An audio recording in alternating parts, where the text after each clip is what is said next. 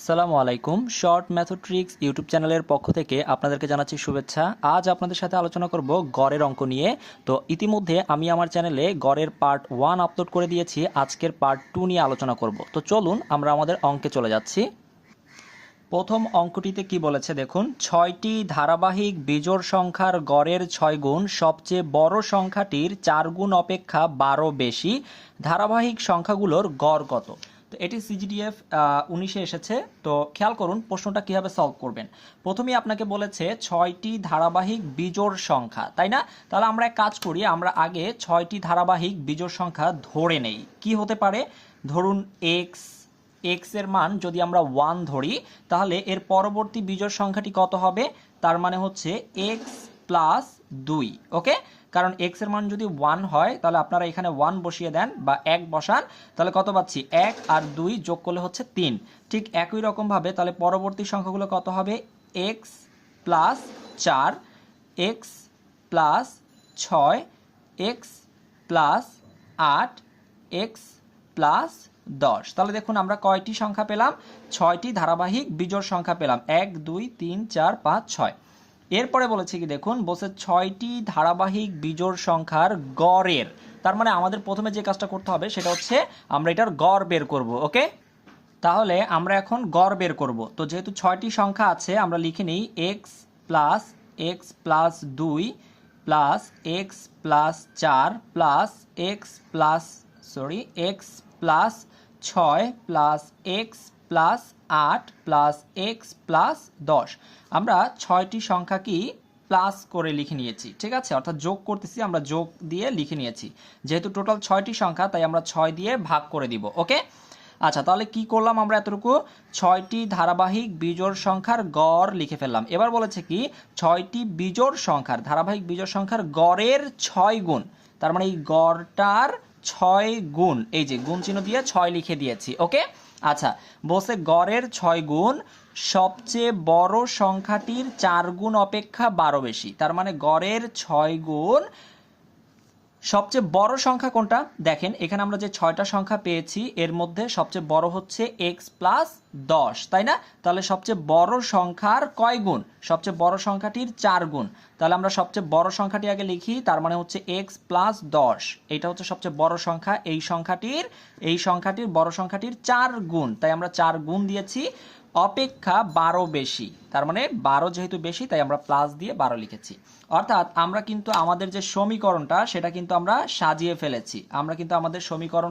ফেলেছি। এবার এটাকে সমাধান করলে আমরা কিসের মান পাবো? এক্স এর মান পাবো। ওকে, তো আমরা একটু সমাধান করি। এখানে এক্স আছে কয়টা? 1টা 2টা 3টা 4টা 5টা 6টা, তার মানে হচ্ছে 6x। ওকে, আর সংখ্যাগুলো সব যোগ করি, অর্থাৎ 30 পাচ্ছি আমরা। ওকে, আর আমরা কাজ করতে পারি, সেটা হচ্ছে এই 6 এবং এই 6 কাটাকাটি করে দিতে পারি। তাহলে হচ্ছে আমার 6 6 চলে গেল। আর এখানে হচ্ছে আমরা লিখে ফেলি 4x প্লাস 4 10 40 প্লাস হচ্ছে 12। তাহলে আমরা এক কাজ করি, এক্স গুলোকে এক পাশে নিয়ে আসি, সংখ্যাগুলোকে এক পাশে নিয়ে যাই। ওকে, তাহলে হচ্ছে 6x minus 4x equal to 40 plus 12 minus 30। অর্থাৎ এখানে প্লাস 30টাকে সমান সমানের ডান পাশে নিয়ে আসছি, তাই মাইনাস হয়ে গিয়েছে। ওকে, তাহলে এখানে কত থাকছে? 2x, আর এখানে যোগ বিয়োগ করে থাকছে হচ্ছে 40 থেকে 30 চলে গেলে থাকে 10, 10 আর 12 যোগ করলে হচ্ছে 22। তাহলে আমরা x এর মানটা পেয়ে যাচ্ছি না? আমাদের x এর মানটা হচ্ছে কত? 11, তাই না? আচ্ছা x এর মান 11, x এর মান আমরা পেয়ে গেলাম কত? 11। তাহলে তার পরবর্তী সংখ্যাটা কত আপনারা বুঝতে পারছেন অলরেডি। x এর মান কত? যদি 11 পাই আমরা, তাহলে এর পরবর্তী সংখ্যাটা হচ্ছে কত? 13, তাই না? এর পরবর্তী সংখ্যাটা হচ্ছে 15, তার পরবর্তী সংখ্যা হচ্ছে 17, তার পরবর্তী সংখ্যা হচ্ছে কত? 19, এবং তার পরবর্তী সংখ্যাটা হচ্ছে 21। তাহলে এই যে আমরা ধারাবাহিক 6টি বিজোড় সংখ্যা এগুলো আমরা বের করে ফেলছি না? আচ্ছা, কিন্তু আমাকে প্রশ্নে কি জানতে চেয়েছে দেখেন, বলছে ধারাবাহিক সংখ্যাগুলোর, অর্থাৎ যেই বিজোড় ধারাবাহিক সংখ্যাগুলো পেয়েছি সেগুলোর আবার গড় করতে বলেছে। তাহলে এই সংখ্যা কয়টি পেলাম আমরা? এখানে 6টি পেয়েছি। কত কত? 11, 13, 15, 17, 19, 21। এগুলোর যোগফল বের করে আগে আমরা 11 যোগ 13 যোগ 15 যোগ 17 যোগ 19 যোগ 21। যেহেতু 6টা সংখ্যা তাই আমরা 6 দিয়ে ভাগ করে দিব। আমরা কাজ করতে পারি, পরীক্ষার সময় আমরা এই সংখ্যাগুলো সবগুলো যোগ করব, তারপরে 6 দিয়ে ভাগ করব, আমাদের একটু সময় চলে যেতে পারে। যেহেতু এগুলো ধারাবাহিক এবং বিজোড় সংখ্যা, ধারাবাহিক সংখ্যা, তাই না? তাহলে আমরা কাজ করতে পারি, আমরা উভয় পাশ থেকে একটি একটি করে সংখ্যা বাদ দিয়ে, একটি একটি করে সংখ্যা বাদ দিয়ে মাঝখানে কি থাকে? মাঝখানে হচ্ছে 15 এবং 17 থাকে, তাই না? তার মানে আমরা যদি শুধুমাত্র 15 আর 17 এর গড় বের করি, 15 এবং 17 এই সংখ্যা দুইটার গড় বের করি, তাহলেই কিন্তু আমরা আমাদের অ্যান্সারটা পেয়ে যাব। তাহলে আমরা কত পাচ্ছি? তাহলে হচ্ছে আমরা পাচ্ছি হচ্ছে 32/2, তার মানে হচ্ছে 16। আপনি চাইলে এই 6টি সংখ্যা যোগ করে 6 দিয়েও ভাগ করতে পারেন, তাতেও আপনি একই অ্যান্সার পাবেন, অর্থাৎ 16ই আসবে। তো আমরা সময়টাকে কিন্তু সবসময় পরীক্ষার হলে সেভ করতে চেষ্টা করব, ঠিক আছে? তাহলে আমরা কি করলাম, মাঝখান থেকে দুইটা সংখ্যা নিলাম, শুধু 15 এবং 17, যেহেতু দুইটা সংখ্যা তাই 2 দিয়ে ভাগ করেছি। ওকে, আমরা চাইলে 4টা সংখ্যাও নিতে পারতাম, 13, 15, 17, 19, তাহলে 4 দিয়ে ভাগ করতাম, সহজ। তাহলে আমাদের অ্যান্সার কোনটা? আমাদের অ্যান্সার হচ্ছে 16, অর্থাৎ অপশন ক নাম্বারটা হচ্ছে আমাদের সঠিক উত্তর। আশা করি সবাই বুঝতে পেরেছেন। ওকে, এবার চলুন আমরা পরবর্তী অঙ্কে চলে যাই। প্রথম 10টি স্বাভাবিক সংখ্যার গড় কত? তো একটু খেয়াল করে দেখেন এই অঙ্কটা কিভাবে করব। এটা একটা শর্টকাট আছে ভাই, শর্টকাটটা কি একটু খেয়াল করেন, শর্টকাট আছে। আচ্ছা, শর্টকাটটা করার আগে আগে আমরা একটু দেখি যে প্রথম 10টি স্বাভাবিক সংখ্যার গড় বলেছে, তাহলে স্বাভাবিক সংখ্যা কোনগুলো? 1, 2, 3, 4, 5, 6, 7, 8, 9, 10। তার মানে আমরা প্রথম 10টি স্বাভাবিক সংখ্যা লিখে নিয়েছি। তো আমার এই সংখ্যাগুলোর কি করতে বলেছে? প্রথম 10টি স্বাভাবিক সংখ্যার গড় বের করতে বলেছে। তো এখন আমরা এই সংখ্যাগুলো সবগুলোকে যোগ করে তারপরে 10 দিয়ে ভাগ করতে গেলে অনেক সময় লেগে যাবে। তো আমরা কি কাজ করব? আমরা শর্টকাটে যেটা করব সেটা হচ্ছে গড় বের করার সময় আমরা যেটা করতে পারি সেটা হচ্ছে প্রথম সংখ্যা কি লিখতে পারি?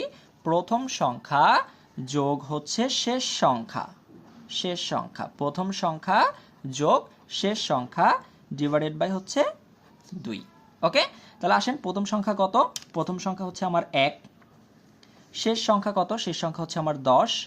তাহলে এটাকে 2 দিয়ে ভাগ করে দেন। 10 আর 1 যোগ করলে হচ্ছে 11, 11কে 2 দিয়ে ভাগ করেন, তার মানে হচ্ছে 5.5, তাই না? 5.5। তাহলে আমার সঠিক উত্তর কোনটা? আমার সঠিক উত্তর হচ্ছে অপশন খ নাম্বারটা। ওকে, সবাই ক্লিয়ার? খুব সহজে কিন্তু আমরা করে ফেলতে পারবো অঙ্কটি। এবার চলুন আমরা এর পরবর্তী অঙ্কটি দেখি। পরবর্তী অঙ্কে বলা হয়েছে 3টি ক্রমিক সংখ্যার গুণফল তাদের যোগফলের 8 গুণ, সংখ্যা 3টির গড় কত? তো একটু খেয়াল করে দেখেন এই অঙ্কটা কিন্তু আমরা খুব সহজে অপশন টেস্ট করে করতে পারবো। ভাই কেমনে? একটু খেয়াল করে দেখেন। আমার এখানে বলেছে সংখ্যা 3টির গড় কত, তার মানে অপশনে যে মানগুলো দেওয়া আছে এগুলো সবগুলো কি গড়ের মান দেওয়া, অর্থাৎ গড় দেওয়া, তাই না? একটা জিনিস মাথায় ভালো করে সেট করে নেন, সেটা হচ্ছে কোন একটা জিনিসের কোন একটা সংখ্যা যদি দেওয়া থাকে সেগুলো যদি ক্রমিক সংখ্যা হয় তাহলে গড় বললে সেই সংখ্যাটি মাঝখানে অবস্থান করে। ভাই বুঝতে পারি না, আরেকটু ক্লিয়ার করে বলেন। সেটা হচ্ছে ধরেন আমি আপনাকে একদম সহজ কিছু সংখ্যা দিয়ে বুঝাই, বললাম 1, 2, 3, এই তিনটা সংখ্যা, এই তিনটা ক্রমিক সংখ্যার গড় কত হবে? তখন আপনারা কি করবেন? সচরাচর 1 যোগ 2 যোগ 3 এরকম করে, যেহেতু তিনটা সংখ্যা তাই 3 দ্বারা ভাগ করবেন, তাই না? তো এগুলো সবগুলো যোগ করবেন, 3 আর 2 5, 5 আর 1 6, 6কে 3 দ্বারা ভাগ করে দিবেন, তারপরে পাবেন 2। তখন আপনারা অ্যান্সার দিবেন যে ভাইয়া 1, 2, 3 এই সংখ্যাগুলোর গড় হচ্ছে কত? 2। এবার দেখেন তো এই যে আমরা গড়টা পেয়েছি সেই গড়টা এই ক্রমিক সংখ্যাগুলোর মাঝখানে অবস্থান করছে না? মাঝখানে অবস্থান করছে না? তার মানে 1, 2, 3 এটা হচ্ছে তিনটা ক্রমিক সংখ্যা যার মাঝখানে আছে 2, অর্থাৎ এদের গড় হচ্ছে 2, অর্থাৎ মাঝখানে যে অবস্থান করবে সেটাই হচ্ছে গড়ের মান। ক্লিয়ার? আচ্ছা, তাহলে দেখি আপনারা বলেন তো, আপনারা একটু বলেন আমার এই যে সংখ্যা 3টির গড়, এগুলো তো হচ্ছে সব গড় এবং এগুলো 3টি ক্রমিক সংখ্যা, তাই না? ক্রমিক সংখ্যা হবে। তাহলে এই 5 হচ্ছে গড়, ধরে নিচ্ছি আমার সঠিক উত্তর হচ্ছে সংখ্যা 3টির গড় হচ্ছে 5। তাহলে 5 মাঝখানে অবস্থান করবে, এর আগের সংখ্যাটা হচ্ছে 4 এবং এর পরের সংখ্যাটা হবে 6, তাই না? আমরা অপশন ক নিয়ে কাজ করতেছি এখন, ঠিক আছে? অপশন ক নিয়ে কাজ করতেছি। তাহলে যেহেতু আমাকে বলেছে সংখ্যা 3টির গড় কত, তাহলে ধরে নিচ্ছি আমার সংখ্যা 3টির গড় হচ্ছে 5, তাহলে 5 সংখ্যাটা মাঝখানে থাকবে। এইটুকু কি ক্লিয়ার? তাহলে এর আগে বসিয়ে দিব 4, এর পরে বসিয়ে দিব 6, তাহলে আমার ক্রমিক যে সংখ্যাটি অর্থাৎ 3টি যে ক্রমিক সংখ্যা সেটা হচ্ছে 4, 5, 6। এবার আমাকে যে কাজটা করতে হবে সেটা হচ্ছে যে 3টি ক্রমিক সংখ্যার গুণফল, ঠিক আছে? তাহলে আমরা একটু গুণফল বের করি। এদের গুণফল কত? 4 গুণ 5 গুণ 6, ঠিক আছে? 4 5 20, 20 গুণ 6 তার মানে হচ্ছে 120। আমরা গুণফলটা বের করে নিলাম, ওকে, আচ্ছা আমরা গুণফলটা বের করে নিলাম। এবার বলেছে কি আমাকে দেখেন 3টি ক্রমিক সংখ্যার গুণফল তাদের যোগফলের 8 গুণ হবে। তাহলে আমার যোগফলটাও বের করতে হবে। আসেন আমরা যোগফলটা বের করি। 4 যোগ 5 যোগ 6। ওকে, সবগুলো যোগ করলে আমরা কত পাচ্ছি? 6 আর 4 10, 10 5 15। Okay fine. আমাকে বলেছে কি যে ক্রমিক যে 3টা সংখ্যা আছে তাদের গুণফল তাদের যোগফলের 8 গুণ। তাহলে যোগফলের সাথে যদি আমরা 8 গুণ করি, যোগফলের সাথে যদি আমরা 8 গুণ করি, সেটা কি হবে? গুণফলের সমান হবে। দেখি আমরা হয় কিনা। 5 8 40 শূন্য, হাতে আমার 4, 8 1 8, 8 4 12। ইয়েস, আমার কিন্তু দেখেন এই যে যোগফল যেটা পেয়েছি তার 8 গুণ করলে আমরা কিন্তু এই 120 পেয়ে যাচ্ছি, যেটা হচ্ছে এই সংখ্যাগুলোর গুণফলের সমান। ক্লিয়ার? তার মানে আমার সঠিক উত্তর কোনটা? আমার সঠিক উত্তর হচ্ছে অপশন ক নাম্বারটা। আচ্ছা ভাই, আমি আপনাদের বোঝার সুবিধার্থে আরও একটা একটু টেস্ট করে দেখাই। ধরেন আমরা অপশন গ টেস্ট করব এখন। অপশন গ টেস্ট করব। তাহলে গড় কত? গড় ধরে নিচ্ছি 4। তাহলে লিখে ফেলি আগে, গড় হচ্ছে 4। গড় যদি 4 হয় তাহলে ক্রমিক 3টা সংখ্যা বানাবো। তাহলে এর আগেরটা হবে 3, এর পরেরটা হবে 5, অর্থাৎ 3 4 5। এবার আমাদের কাজ কি? আমাদের আগে গুণফল বের করতে হবে। তাহলে 3 গুণ 4 গুণ 5, এদের গুণফল কত হবে? 3 4 12, 5 12 60। Okay fine. এবার আমরা এদের যোগফলটাও বের করে ফেলবো। তাহলে 3 যোগ 4 যোগ 5, এগুলো সবগুলো যোগ করলে কত হয়? যোগ করলে হয় 12। এবার একটু খেয়াল করে দেখেন, আমাকে বলেছে যোগফলের 8 গুণটা গুণফলের সমান হবে। তো দেখি এই যোগফলের সাথে 8 গুণ করে দেখি। 8 12 কত হয়? 8 12 হচ্ছে 96। এই 96 কি 60-এর সমান? কখনোই না। যেহেতু 96 60-এর সমান নয়, তার মানে অপশন গ নাম্বারটা নিয়ে যে আমরা কাজ করেছি এটা সঠিক নয়। একই রকমভাবে অপশন খ ঘ নিয়েও আমরা কাজ করতে পারি। ভিডিওটা লম্বা হবে বলে আমি খ এবং ঘ নাম্বারটা দেখাচ্ছি না, যেহেতু আমরা অপশন ক নাম্বারই আমাদের সঠিক উত্তরটা পেয়ে গিয়েছি। ক্লিয়ার? আমরা কিন্তু পরীক্ষার হলে খুব দ্রুত এভাবে করে ফেলতে পারবো। ওকে, তো ভিউয়ার্স এবার চলুন আমরা পরবর্তী অঙ্কটা দেখি কি বলেছে। 6টি ক্রমিক পূর্ণ সংখ্যার প্রথম 3টির গড় 8 হলে শেষ 3টির যোগফল কত? খুবই গুরুত্বপূর্ণ একটি অঙ্ক, সবাই একটু মনোযোগ দিয়ে দেখেন। একটু আগে আপনাদেরকে বলেছিলাম যে গড় বললেই সেই জিনিসটা হচ্ছে কি, এবং ক্রমিক সংখ্যা বলেছে, তাই না?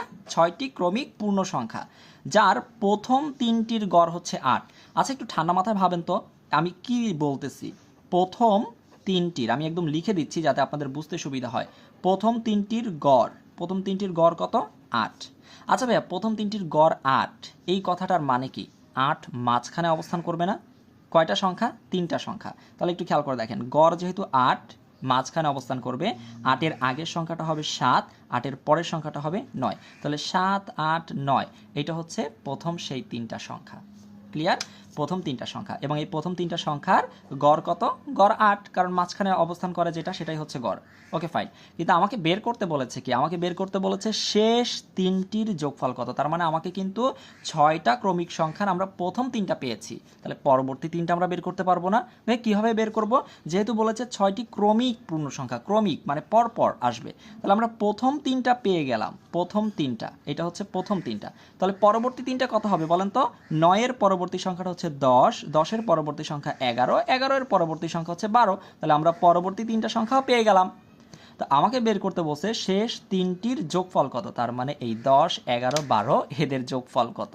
তাহলে এদের যোগফল বের করলে আমরা অ্যান্সার পেয়ে যাব। খুবই সহজ অঙ্ক, জাস্ট একটু ভেবে ভেবে কাজ করলে কিন্তু আমরা খুব সহজে অঙ্কগুলো সলভ করে ফেলতে পারি। তাহলে কত হয়? 33। 10 11 12 যোগ করলে হয়ে যাচ্ছে কত?